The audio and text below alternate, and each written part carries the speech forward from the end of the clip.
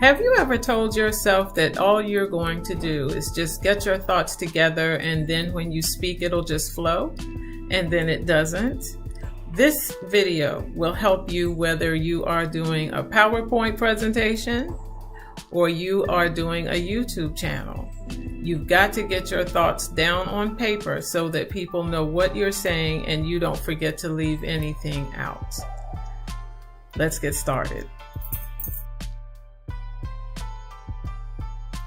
Hello again and welcome back to the How channel. My name is Miss Margaret and we are going to be talking about production templates today and how you go from this to this. How did we get there? Well, it all started out with one sheet of paper and a dream. What I have here, this is, I don't know if you can see that. This is like, I can't even bother about trying to find this file, but basically it's a list of talking points I made for myself on this nice little sheet of paper.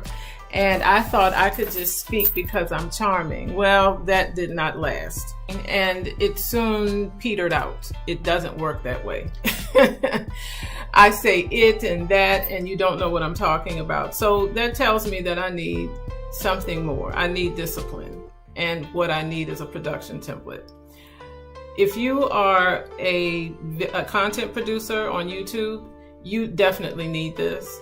If you are giving presentations on PowerPoint, you definitely need this. The rules haven't changed. It's just a question of whether or not we apply them. So what are we going to talk about? We're going to talk about time. We're going to talk about audience attention span. We're going to talk about what it takes to say what you have to say and condense down and condense down and condense down until you've said everything in 9 seconds or less. I have a lot of practicing to do. I've been working on my elevator speech, or my intro as they call it in the YouTube world, for about 2 days, and it's now 15 seconds. So I have a lot of work to do. What you saw just now was just the quick, let's try something new approach. And that was fine, but it still did not tell you what the channel is about. It does not tell you what to expect. It leaves room for a person to wonder about my credibility. So there are a few things that have to happen with this script. So let's talk about it. A great place to start is actually the YouTube channel itself. So here we are at the How channel on YouTube. And the first thing I want to do is click over here where it says Customize Channel. I've been redirected to the channel customization page. Here, I'm going to click on Channel Analytics.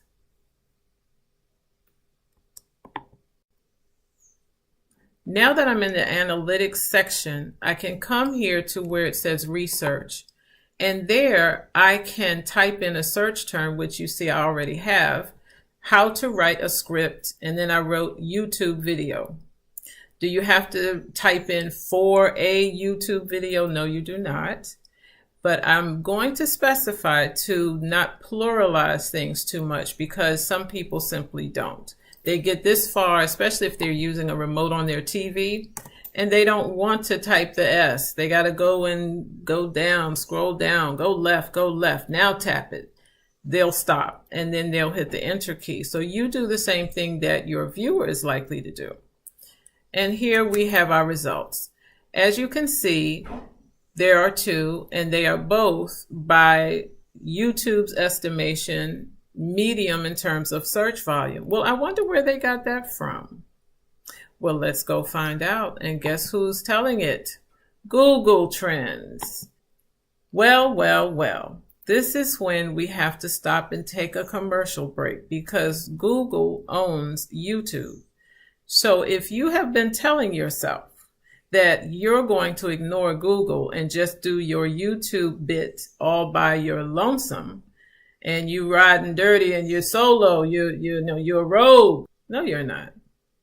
If you think that you are going to create a YouTube channel and neither Facebook nor Google nor any major tech company would allow you to do so without getting hands on you, welcome to the reality of commerce in the digital era.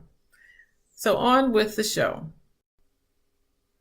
On a second search, I've slightly altered the search phrase, and it now says how to write script YouTube.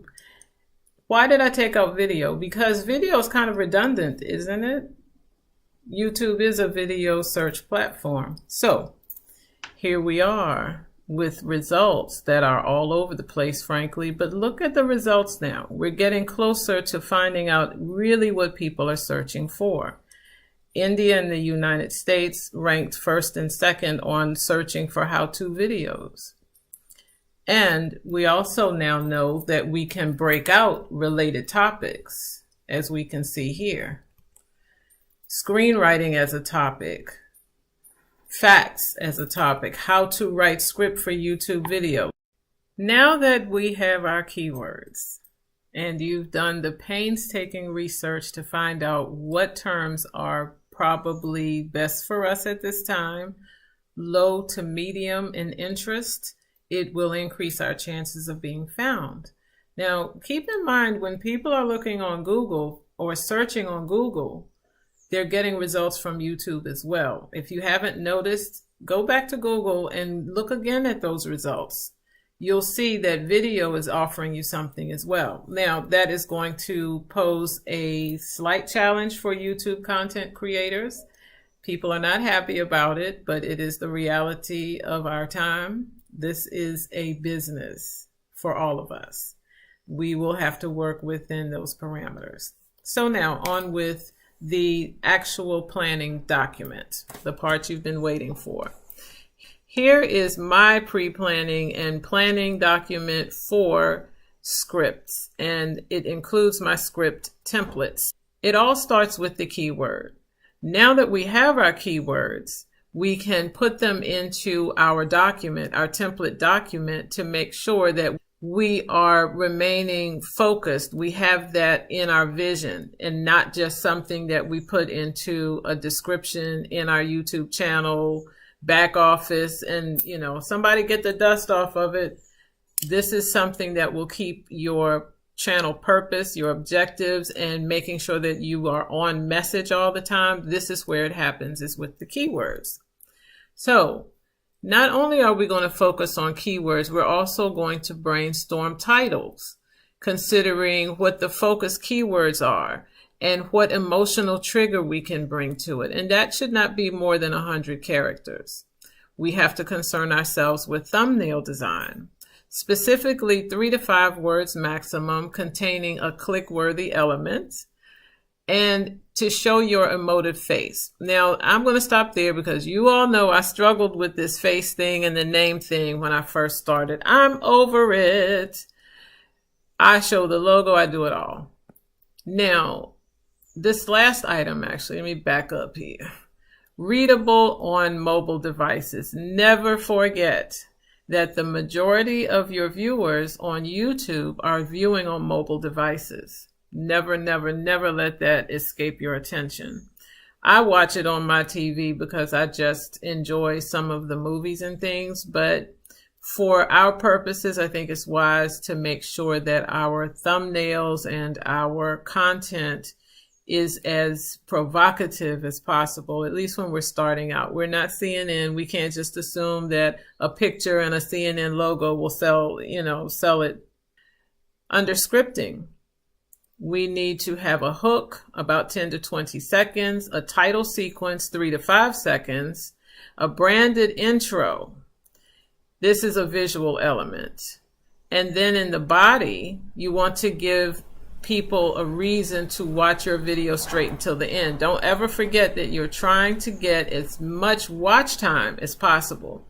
If you are able to engage the viewer straight to the end of the video, you will find that you go up in the analytics rankings, you go up with the AI piece.